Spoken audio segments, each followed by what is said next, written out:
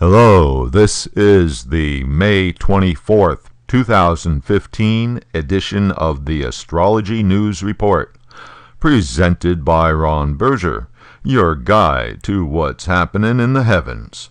So, let's take a look at the upcoming planetary patterns and predictions. What's in store for this week, May 24th to May 31st, and beyond. Last week, I reported on Mercury going retrograde while in the same sign as Mars, and the problems that arise from that combination. This week, the action gets more intense, because Mars and Mercury retrograde will cross paths going in opposite directions in the sign Taurus. The exact conjunction will be on Wednesday, May 27th at 16 degrees Taurus. The conjunction won't be visible to the naked eye because Mars and Mercury are traveling together along with the Sun, which is also in Taurus. Planets close to the Sun rise and set with the Sun, and therefore cannot be seen due to the Sun's brightness. The Sun and Mars both have the quality of fire, and they are friends in Vedic astrology. The Sun is power and authority. Mars is force and violence. When the Sun and Mars are together in a chart, it means that authority is predisposed to use force to get what it wants. But here we have a retrograde Mercury as well, the planet of rational thinking, reasons, and explanations, is not behaving rationally. Therefore, the potential for unreasonable, capricious violence by the authorities, or anyone else with power, is a distinct possibility. Already behaving badly, due to being in its retrograde phase, the planet of speech and communications is tightly combined this week with the planet of combat in the sign of material values.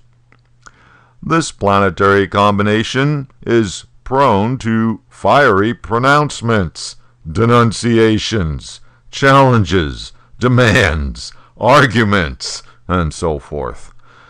Mercury, the planet of reason, backwards, indicates being unreasonable. Thus, irrational thinking, powered up by the force of Mars and the Sun, means disagreements will swiftly escalate. Best to stick with people you already are in agreement with. Okay, another thing happening this week. On Saturday, May 30th, Venus changes signs, leaving Gemini and entering Cancer. Venus now teams up with Jupiter for the next several weeks until July 4th.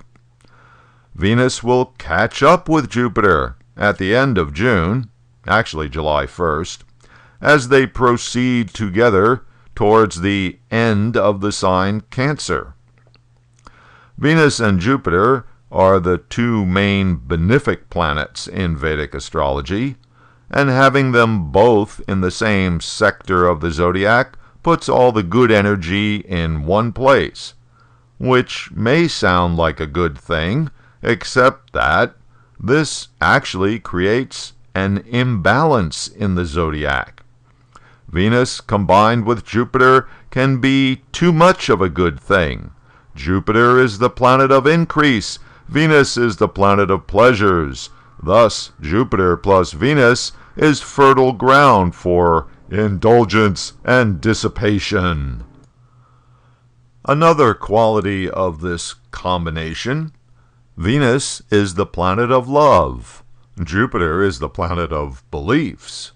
And Cancer is a sign that prefers the familiar.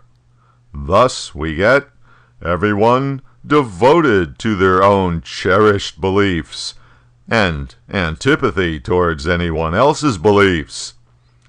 And this is happening while Mercury, the planet of rational thinking, is still backwards and combined with Mars, the planet of combat. So, what appears at first to be lots of love actually can turn into a lot of self-righteous chest thumping. Okay, and now here's one more thing to keep in mind. The Vedic astrology birth chart of the United States shows that the so-called leader of the free world is now in the moon sub-period of its Mars major period. The planetary period system in Vedic astrology refers to the sequence of activation of the birth chart karma. For the USA Sagittarius rising chart, the moon's own sign, Cancer, occupies the 8th house. Thus, the moon sub-period activates the house of chronic problems, secrets, clandestine activities, and humiliation. This is also the house of financial arrangements with others, which, for a country's chart, has to do with such things as partner countries and their resources, currency exchange rates, public expenditures, and so forth. In the USA chart, the moon is placed in the 3rd house, the house of desires and efforts, and the neighbors, which, for a country's chart, also stands for transportation, commerce, communications, and the media. Now, what's interesting here is that the moon in the USA chart is placed in the nakshatra, the lunar sign, called Shatabishak. One of the qualities of Shatabishak is that it is all about boundaries, exclusion, and secrets and hidden motives. So, what have we been hearing in the news lately coming out of Washington? A big kerfuffle on two things. The Trans-Pacific Trade Partnership deal, where the main complaint has been that this is a trade deal, the details of which are being kept secret from everyone, and the reauthorization of the National Security Administration's power to collect and keep all of your phone records. So there you have it.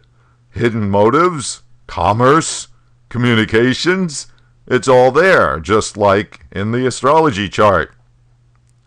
The USA will be in its moon sub-period until November of this year, so we'll be hearing more about this for sure.